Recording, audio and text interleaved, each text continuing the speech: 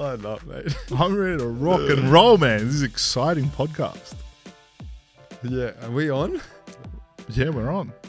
All right. Well, welcome to another episode of the Rogue Treatment Podcast. You're joined by James and myself. James, it's time to predict 2025. Are you ready? I'm excited about this one. I like what we've got in store for today, because we might fuck up all of these predictions, but just talking about some of these would be really cool. You're going to have some sort of inflammatory ones, I'm sure, which will be Rogue, which is the whole purpose. The whole purpose, yeah. We are here to challenge people's thoughts, and we hope we do that, and we continue to do that. Thank you for all the listeners that have been liking, subscribing, and commenting and sharing. Please continue to do that. It was a great start in 2024 to the Rogue Treatment Podcast. Yeah. We're now in 2025. We've got heaps to go through. We've got lots of good topics to debunk and some cool guests lined up. And today we've got some predictions to put into the shoes. As you saw in our last podcast, we have the business shoe, represented as the Aaron Williams boot. We've got the health shoe, represented as the HOKA Clifton Nines. And we've got the sports shoe, represented as the traditional or vintage, maybe, I guess, out of the vintage collection, the Copa Mundial soccer boot. All right, so we're going to write down our predictions, what's going to happen in 2025. We're going to put them in there, and we'll have a look at them at the end of the year. Let's go. Let's rock and roll. Should we start with business, James? Well, I want to make an overall prediction for 2025 first. You go for it. So I think there's going to be a lot of changes in 2025. So, a year of changes, but I think they're going to be really quick changes. I think the speed of things are going to happen really, really fast in 2025. I think that's just indicative of where we're at, and indicative of the things that need to change as well. And I don't think anyone's going to be waiting. I think it's going to happen quick, and this year is going to be a lot of different things happening that we'll talk about, and we'll go into a bit of detail in our predictions on that. But the year of 2025, for me, is the year of lots of quick changes. Wow. Well done. You've really prepared well. You didn't prepare for this one, did you? I'm more excited about this one today. I'm just on the fence. I think 2024 just made me question a lot of things, and I think that's we went into detail a little bit of 2024 in a review of our last pod. So if you haven't listened to it, go and have a look at that one. But it was an uncertain year, and I think 2025 people have sort of hopefully coming out of that uncertainty and that sort of what's going to happen. Interest rates and definitely played a role. Inflation. We saw lots of changes in our three pillars in business. Lots of changes in health and health awareness, and challenging what we know in health and what's sort of out there at the moment. And I think people are starting to look a little bit further now. And obviously, sport continues to grow in many ways. I look forward to this year in sport. Of course, for many reasons. Wait till we get. Let's to that. get to that. A very simple prediction there.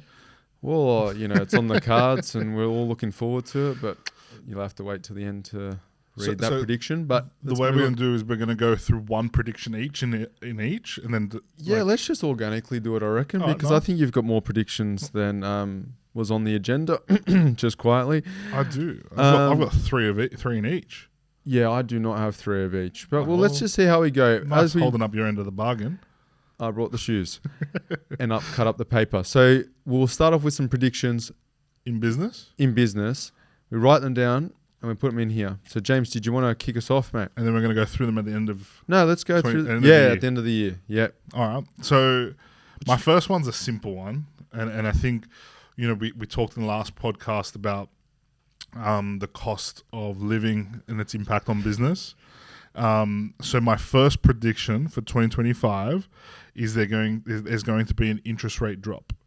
And I think why that impacts business is that impacts business in the long run, because it will change the cost of living. It will change, wages in the demand on wages.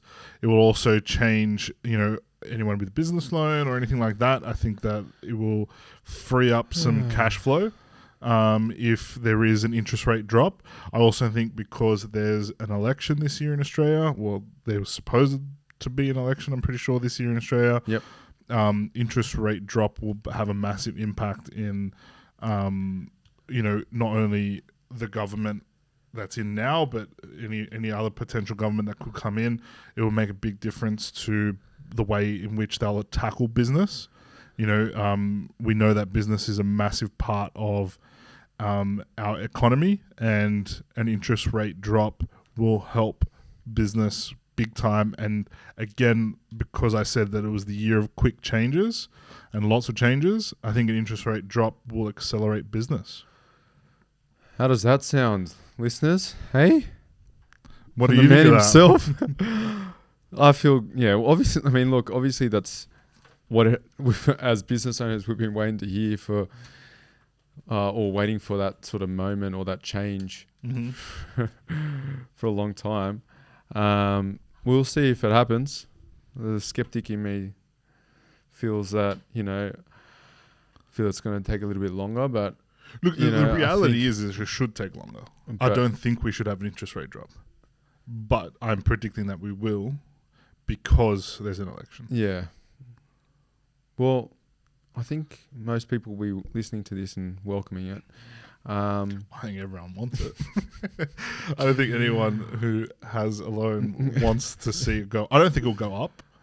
I think it should stay the same, but I'm predicting that it will go down. All right.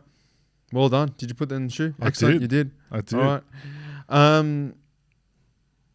In terms of business, I've gone with just an improved confidence in the hiring market.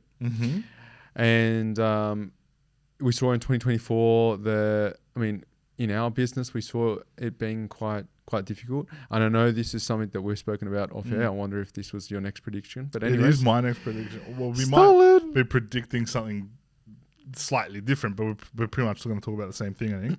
Yeah, well, we can, I guess, collectively put that one in there. But I just think recently we've seen some change in just the job opportunities that we've put forward, with more candidates applying, better quality candidates applying, probably less, only slightly, I guess, but less demanding candidates. Candidates know exactly what they're looking for. People are talking about culture when they come to their first job interview, and I didn't know what culture was in my first interview. So they're definitely more aware. But I think, I just think that there'll be an improved confidence in small businesses looking to hire. But I do think that small businesses will refrain from hiring and offload more than they do on board this year. So I think small business will become smaller. Yeah. And they'll just work themselves harder. Ooh. Yeah. That I think is a different prediction to maybe what I had. Okay. I think that's a good prediction. Yeah. I like that. Well, I think that I'm hoping that it's a bit of a hope that the hiring confidence improves. But I do think because of how the market went last year, I think a lot of business owners will go, right, well, I'm only going to have the people that I need here. And the only person I can bank on, I guess, is myself and maybe a few people that I trust. Let's get down to that, those key players, and then let's just work harder. Well, look, I think that's a good prediction because I think there is a need in increase in productivity. There has been, I think, a lot of businesses that probably did suffer in the last year, and maybe, probably the last year were bloated businesses. I agree with that, and a lot of them held staff maybe from the previous few years post-COVID, especially when there was massive growth in the business sector post-COVID, right? Yeah. The employee market obviously didn't match that. Yeah. And then it probably got bloated last year as well. So yeah, I think that's an interesting take. I like that. My prediction on the employee market was slightly different, but I do think that having more productive business teams is a good prediction. I think that's pretty cool. Mine was slightly different. Mine was Let's go. a shift towards an employer market. I'll put mine in there. I think by the end of 2025, there will be a complete shift to an employer market. Okay, so you'll go from a employee market to an employer market. Employee market. Yep. We discussed in the last podcast, we started to see the shift. Yeah. It won't be shifting early this year, but You said I think changes.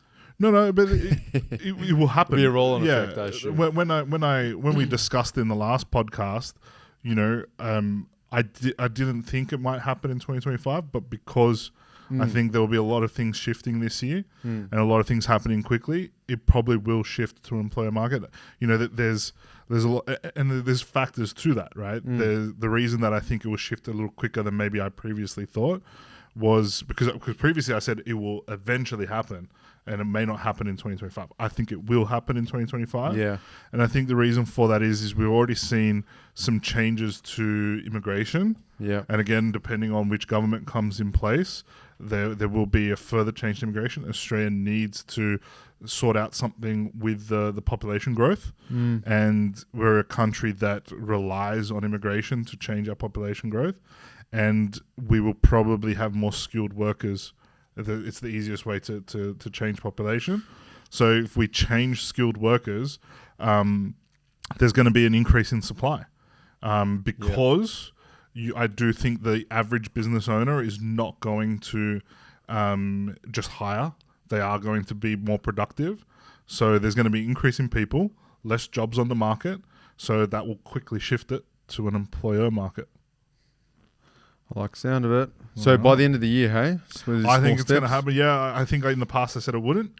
But because this is the year of quick changes, I think it will change before the end of the year. 12 months. Okay, there you go. Pop that in the shoe. My next business prediction is... You had more than one. Look at you go. No, I'm joking. You're killing me, Mark. You said that I predicted too many things. This is all I've got. I don't know how many many other ones you've got, but I think there'll be So I went down the AI. Obviously, AI is definitely growing. Mm-hmm. No, I don't have this as my prediction. I actually had this in a different. But anyway, go. Okay. Yeah. Obviously, AI is growing. It's arguably taking more jobs than it's giving, right? Or providing, should I say.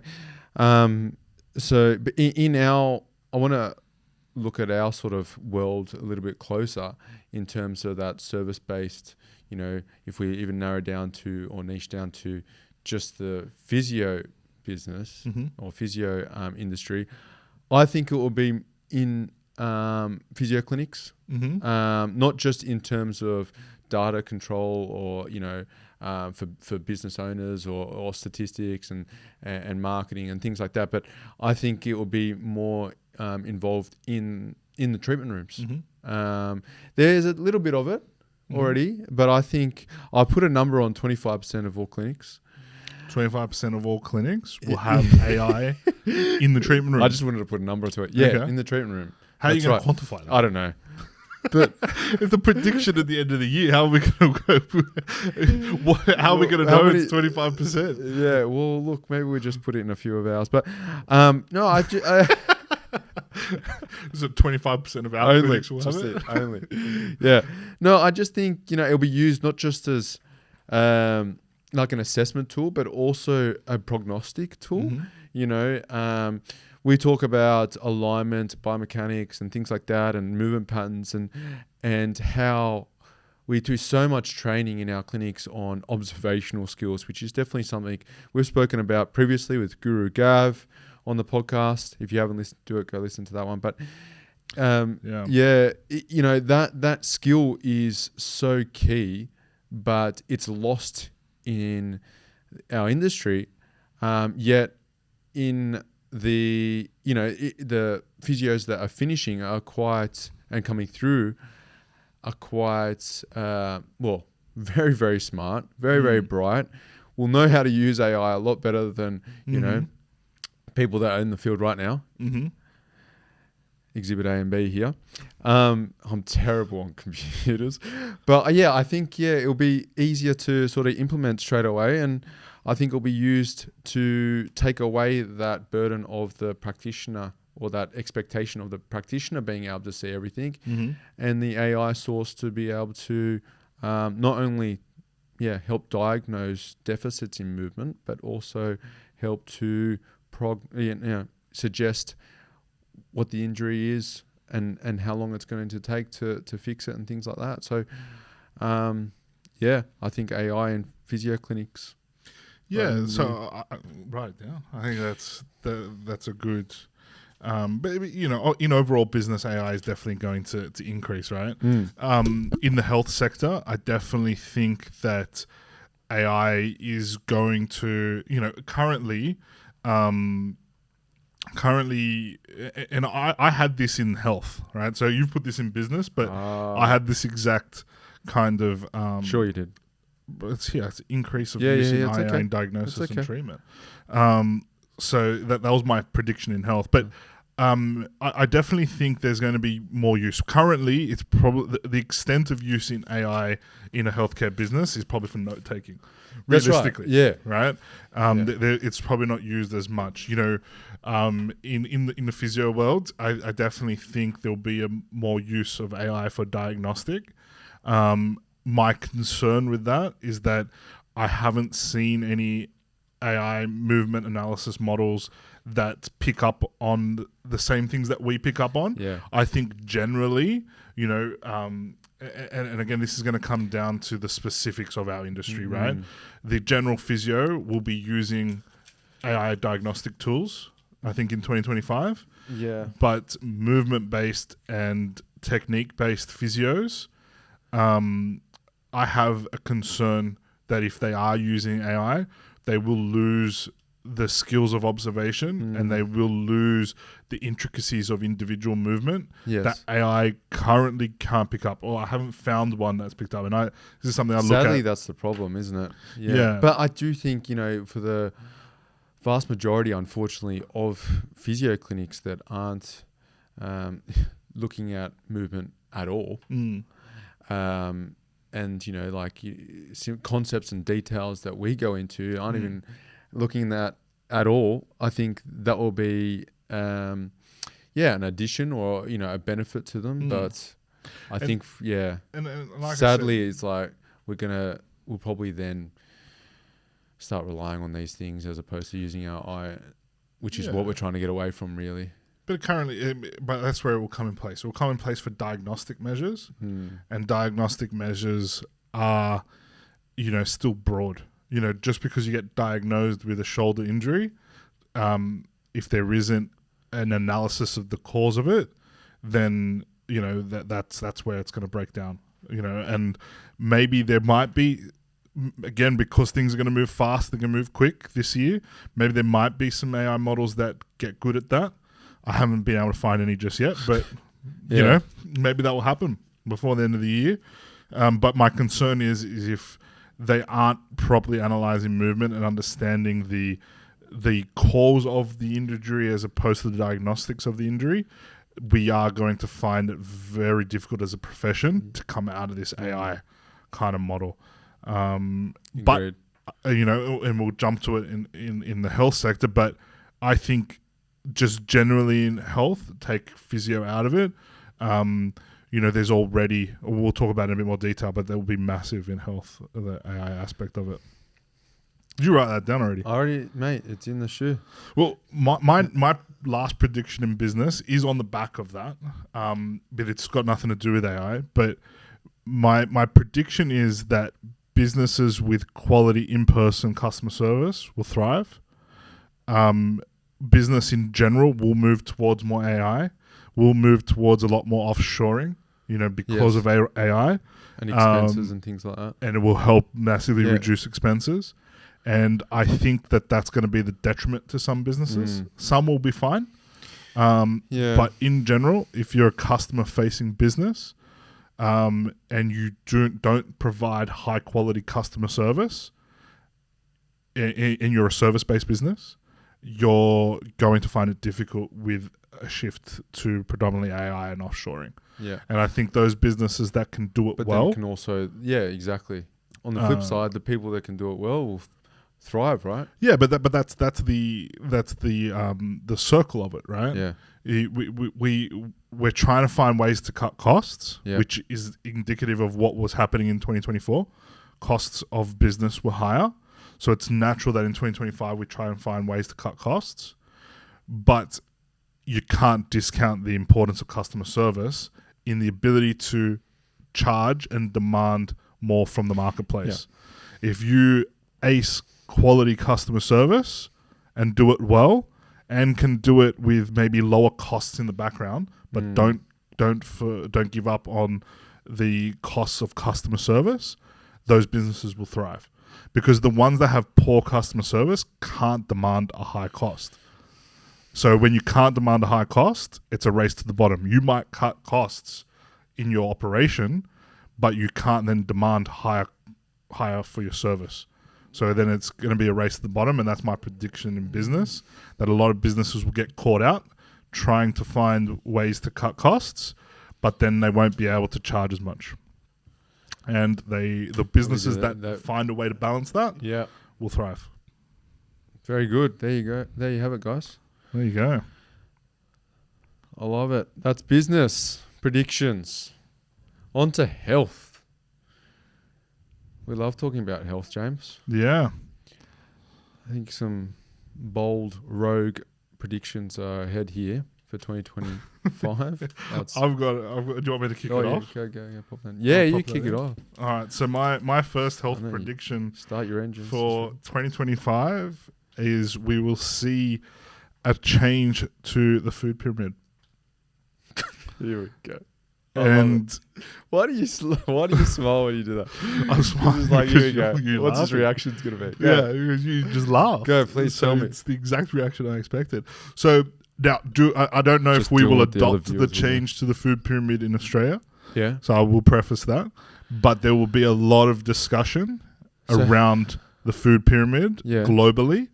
I think America will push back on the current food pyramid and create a change to the food pyramid, and it will be interesting to see what that does to global. Do you mean?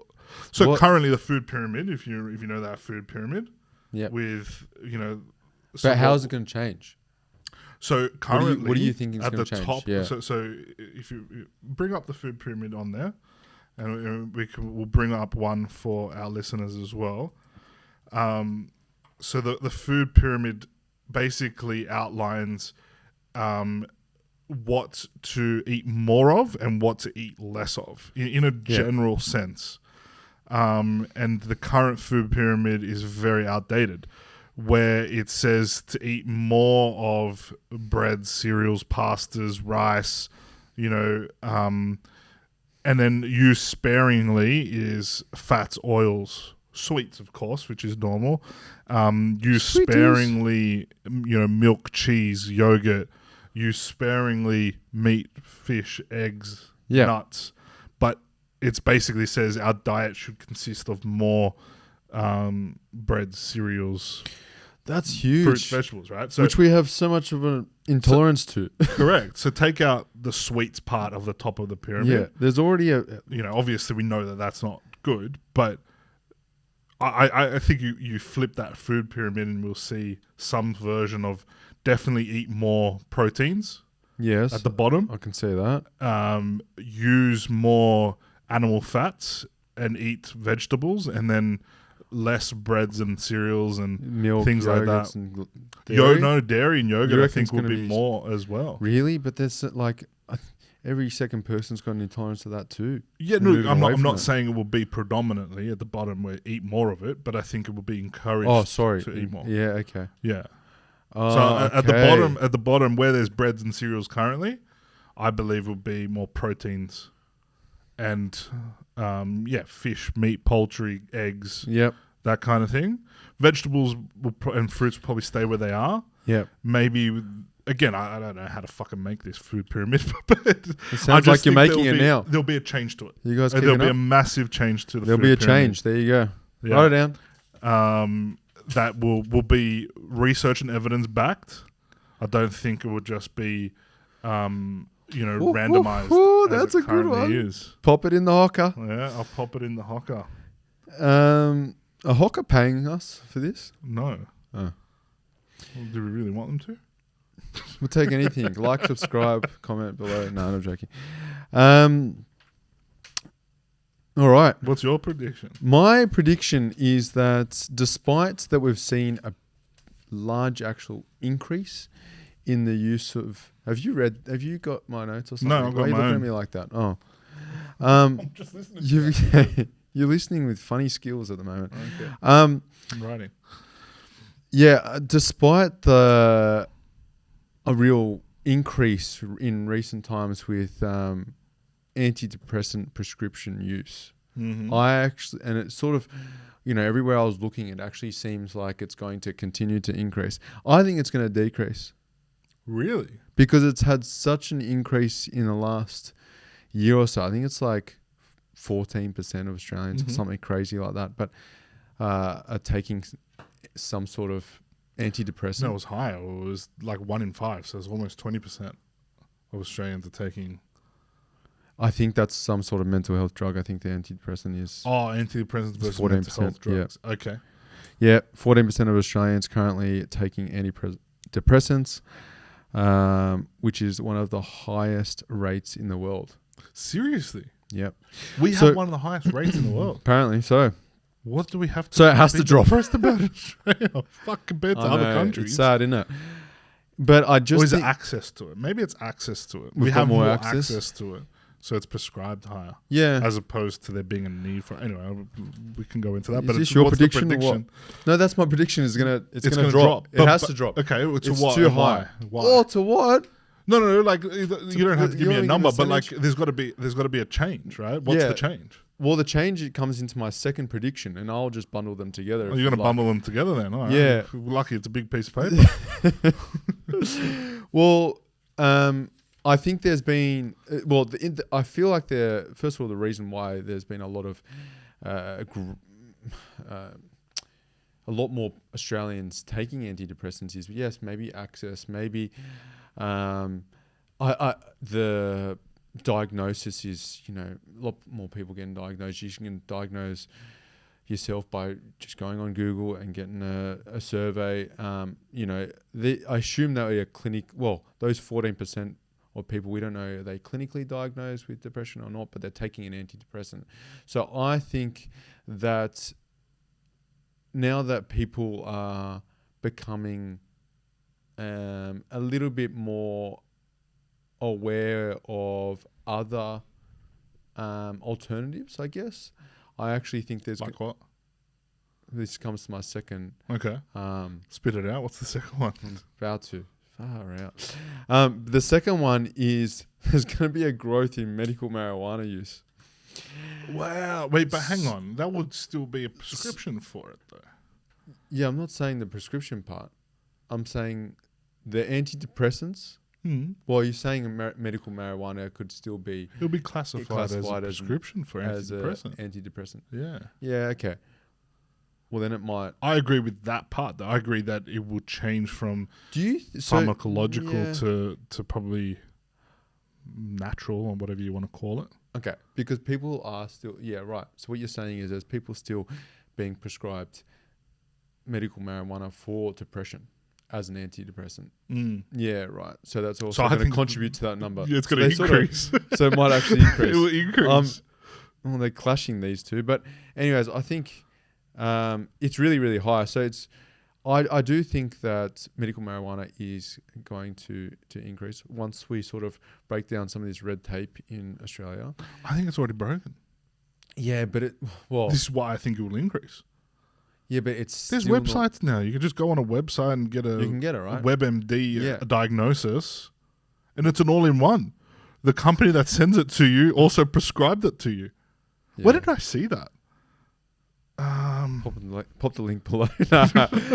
No, look, yeah, I just think, it's obviously getting great results. We've seen that. There's some good studies on it. There's a few. There you go. Okay. I know there's a couple of you. There's a couple of quick websites. Search, you can get it. But, yeah.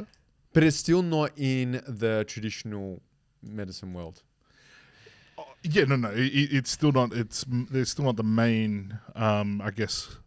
And it's sort of a little bit or treatment for the diagnosis. And it's still a little bit hush hush. Like, where can you get it from, and can you talk about it?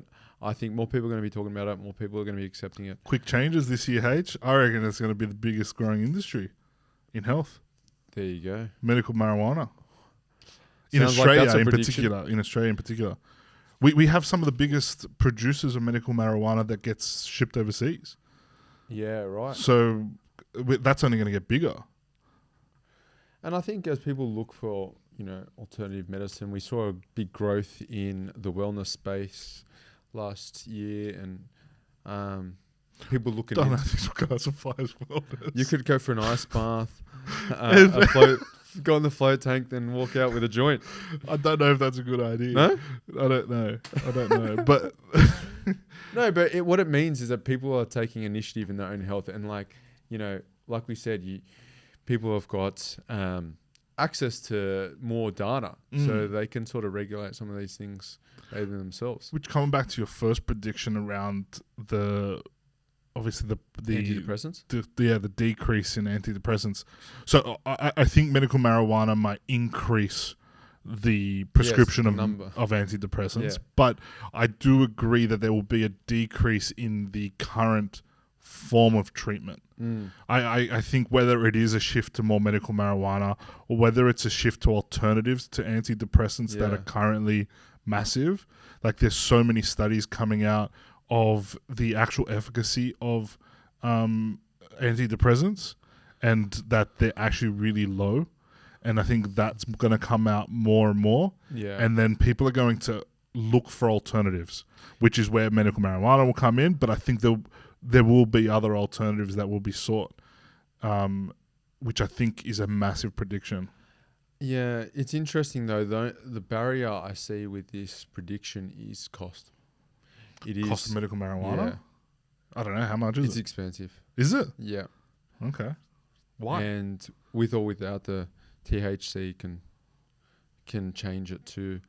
I know some seniors that are on it, and they're on it for sort of arthritic and type of issues, and within weeks are standing taller. Like there's been some great cases that I've seen specifically, but and there's heaps of evidence. But I do fear that the price of it will deter some people away. I think that the cost would be based off government regulation, because that's right. There's no reason for it to be expensive, other than it being taxed. Yeah, it is at the moment. I mean, you can get Panadol for $10 for 20 Panadol. Yeah, but that's mass produced though, and it's very different. Yeah, of course. But I'm just saying that's what the consumer this year is going to be looking at. It's like, oh, well, I've got a bit of pain. You can get pharmaceutical. You can go to your pharmacist. You can go to your chemist and get some drugs that are going to quickly help with pain that are a lot cheaper than marijuana. There you go. Okay. Unless you start growing. Anyway, it's not my game, guys. There's the legalities on it. That will increase stress and increase antidepressants. No, sorry, carry on. No. So my go on to my next prediction. Yeah, I'll pop that in. You already popped yours in? Yep, yours. Well, mine we kind of already talked about in business. So, I'll just quickly go over it. So I've written here that there will be increase in use of AI in health.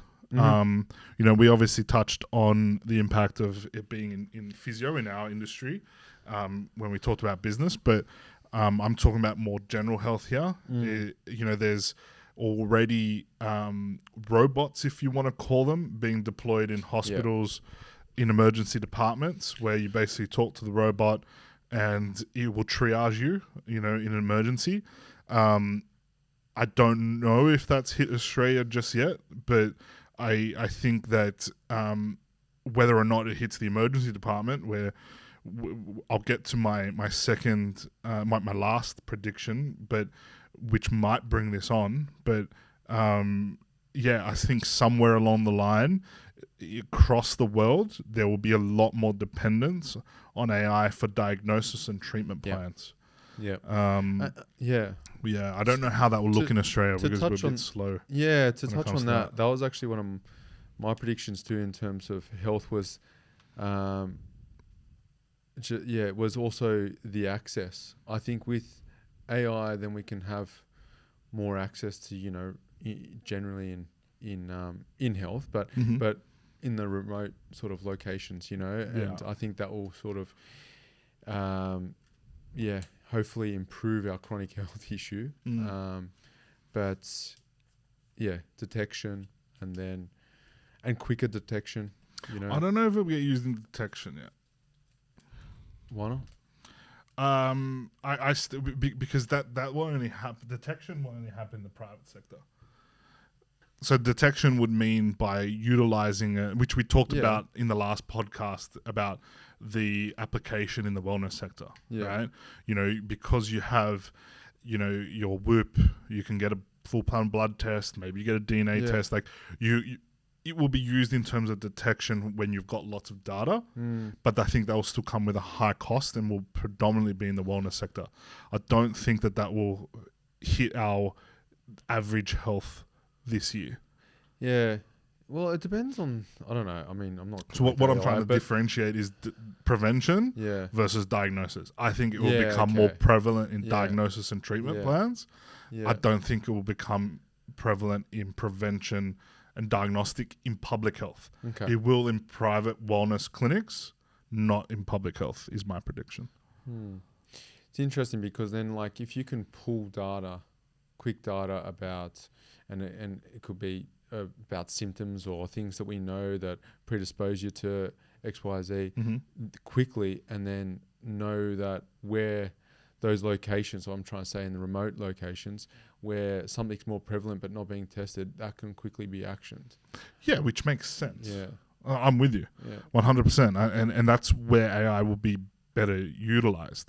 I just don't think, particularly in Australia, that will happen, which will lead me on to my next prediction if you want me to go into that. Yeah. And the reasons why I don't think it will happen in the public sector. So my last prediction is the Australian health sector will require a royal inquiry. Whether we get one or not, it will need one. And that will change the way health is delivered. And I think that's because of AI. Our health system is deteriorating. Yeah. Our health system is, we've talked about it becoming more of an American system where you have to pay to get service. Yeah. Whereas we as a country think we have a universal healthcare, but we don't. So somewhere along the line... Plus we hear about the strain on healthcare workers every day. Correct. So whether discrediting that. No. But that's the reality where we're up to, right? So whether that becomes part of the election, it will. There will need to be a royal inquiry into the Australian healthcare sector. That's awesome. That's my prediction. I don't know if it will happen this year because they take a while. Yeah. But then that will impact, if it's done and it's done properly, that will impact what happens in the future of diagnosis and prevention, which is what we're talking about before, where AI will be used better to prevent. If we have a royal inquiry and we look at alternatives to improve our healthcare sector, that's where AI will come in. I don't think it will happen, unless there's a royal inquiry. It will naturally form part of our diagnosis and treatment, but it won't form part of prevention unless there's an inquiry and there's a massive change to the healthcare sector. Yeah. Wow. Okay. That's awesome. Predictions. Do we have enough paper? Nope. I'll have to cut some more. We're on to sport. You done with your predictions? Yep. Seriously? Have you got more? No. Yeah. I thought you had more for healthcare. No, because we summed them up. Oh, okay. I thought that was quite good. You know, both expecting a bit of AI. We spoke about the alternative medicine and stuff like that. Yeah. Here you are, Matt. Thank you, sir. Oi. All right. So sports. Well, we know you've only got one. So do you want me to start then? I'll get a big piece of paper for this one. You've literally only got one? I've only got one. Oh, that's boring. Well, I'll go with mine then. Because I know your one's going to be around football. So I've got two around football. That will be interesting. So what could you my predict? First one, and this is... I know what you're going to say. Because it's going to piss you off in both of them. I know what you're going to say. What? Liverpool aren't going to win the league. No. Ah! That's not my prediction. Go on, my then. first Sports sports prediction is that Tottenham are going to win a trophy this year. Alright, so that's my bold prediction for 2025. Bold. You're off your head. And the reason why that will piss you off is because they've got Liverpool in the League Cup. I know. And they're 1-0 up, to be fair. So by the time this is aired, it may be played. So yeah, you all know that Liverpool won. That was good. Well, listen, 3-0 Tottenham, they're not going to win the league, but they're in the League Cup. Nah, in all they're in seriousness, Europa. Yeah, not Europa. Are they in the FA Cup? No, didn't they get knocked out? I'm not sure. I thought that they were. But they got a chance in the League Cup because they're winning 1-0 against Liverpool in the first leg. They've got to play Liverpool at Anfield, so we know. FA Cup too. So they know that's going to be a loss. Just how much? But that's a semi-final. So yeah, my prediction is that's Tottenham win, and so not because I like Tottenham or anything else. It's just because Ange keeps his job in 2025. I think he keeps his job. Put that down. That's your prediction.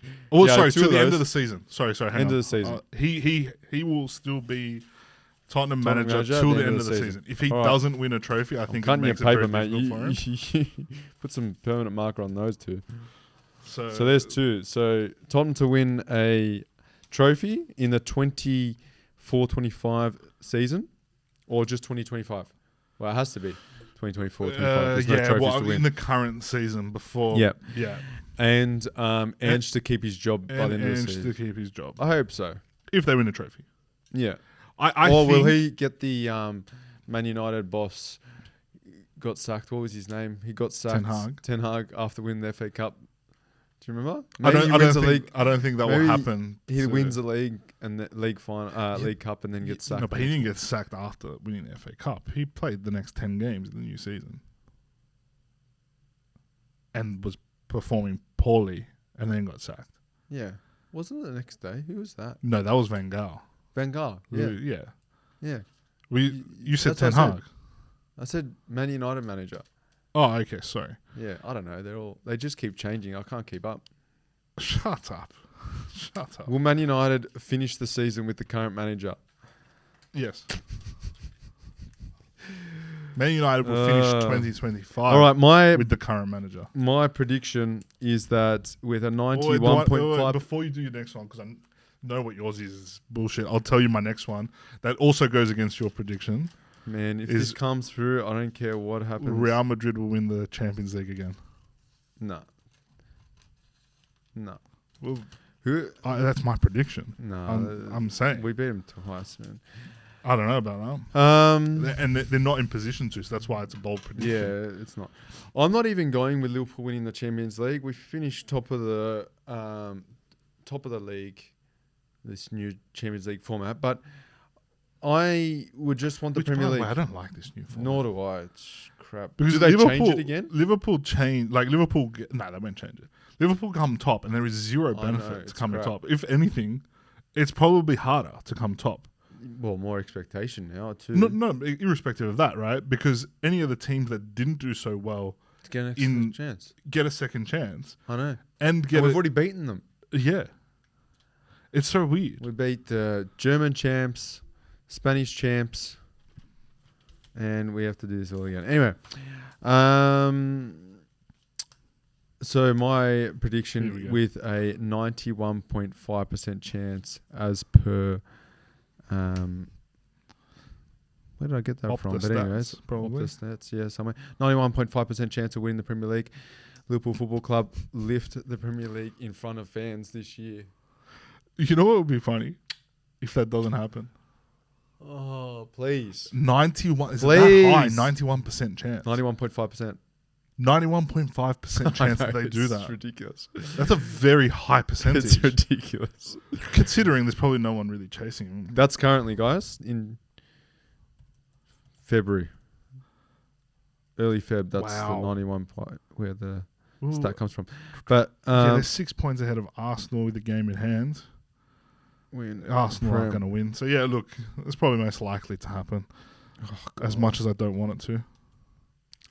Otherwise, we won't hear the end of it. What other predictions have you got? So, I've got one more sports prediction. Yeah, hit me. So, recently, Foxtel has been sold to Dazen Sports, I think it's called. Don't know. I think so. Yes, Dazen Sports, which is an English company, I believe. So what that means is the Foxtel, sports rights, which is mainly what the assets of Foxtel is predominantly sports. Even though they have all those other TV channels, the main asset in that is sports. I believe that Dazen will renegotiate the NRL and AFL pay contracts and probably have to reduce them, which will have a massive impact in Australian sport. Oh, that won't be good. No. Now, I don't know whether they can negotiate those terms because I don't know the contracts. Why would they want to do that? Why would they want to? Well, you just bought a business that you need to cash flow. But you're going to ruin the competition. They don't care about the competition. At the end of the day, it's a business. They do, because that's what people have. But I don't know if there's any other players in the market that can compete. But you want people watching the game. So if the players aren't getting paid well, and they've got problems with the listen, we're talking about television rights, and they're gonna. The television rights can't be the only place these NRL clubs get money. Well, it's probably majority where they get money in the AFL clubs. But you got to think as a business right now. You're off your head. It's just a prediction. As a business right now, Dazen Sports, who now own Foxtel, right? Now, unless it's a full cash deal, which there's no information on this, but normally these transactions, you go get a business loan and you purchase this company and the revenue of the company pays off the loan. The big business transactions like this. Yeah, I get it. Right? So but in this aspect right now... shoot themselves in the foot. No, because I don't think so. Because, there's other streaming services. You've got Paramount, you've got Stan. I don't know if Netflix would enter the Australian sports market, right? But pretty much there's only Paramount and Stan. I don't think that they can afford Paramount or Stan to pay what Foxtel pay anyway. So Dazen could negotiate and still come out and give them the bigger deal than the others would, but those sports couple loss, which impacts the Australian sports landscape. Wow. We said we'd challenge your thoughts. Yeah. I'm sure you think your thoughts that on one's that a one. bold prediction. Wild prediction. You're crazy, man. Just another quick obvious one before we leave you guys.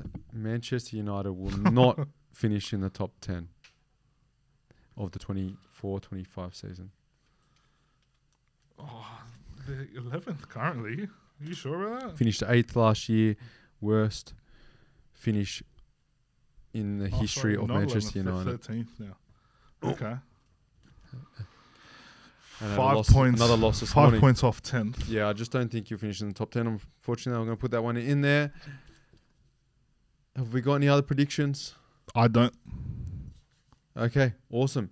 In the predictions of the year, it looks like there's going to be some evolving things happening with business, in business. Some encouraging signs, hopefully. Mm-hmm. Some quick changes, as James says. Quick changes. Lots going to be changing this year. It's going to happen quickly. Fantastic. A bit of AI. And Liverpool winning the no one cares about Liverpool. Premier League. Guys, we've got plenty of great guests coming up. Here's a prediction, guys. All right. Liverpool will do well this year, and then that's it for the next 30 years. And then Manchester United will do really, really well, and you won't hear anything from me. That is such a load of crap. Manchester United aren't doing well for a long time. Quick changes. We just lost our manager, and we still just... Year of changes. Liverpool win and then won't win anything for the next 30 James, thank you so much for your time. It's been a pleasure, as always. Thank you, Harrison. We look forward to speaking to you guys very shortly. Thanks, guys.